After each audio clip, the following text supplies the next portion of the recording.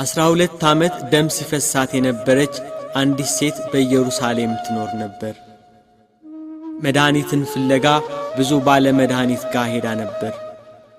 ገንዘቧን ሁሉ ከስራ መፍትሄ አላገኘችም ነበር። ተሰቃየች። የአካባቢው ሰዎች ዓይንሽን ላፈር ብለው አራቋት። ከሰው ተገልላ በአፍረት ተሸማቃ ትኖር ነበር። አንድ ጊዜ ጌታችን ኢየሱስ ክርስቶስ በሚከተሉት ሕዝቦች ተከቦ ወንጌልን እያስተማረ ሲያልፍ ቀርቤ የልብሱን ጫፍ ብነካ ድናለሁ ብላ አሰበች። በሕዝብ መሃል ተጋፍታ ገብታ የልብሱን ጫፍ ዳሰሰች። ወዲያው የደም ምንጯ ደረቀ።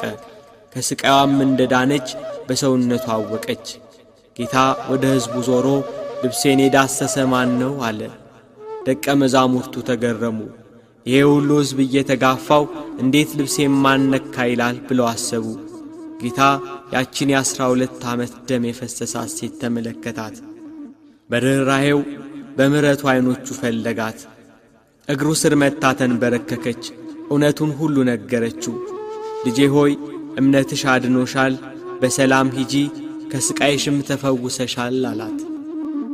እርሱ ሕያው መድኃኒት ነውና ለሁሉም መድኃኒትና ፈውስን ይሰጣል።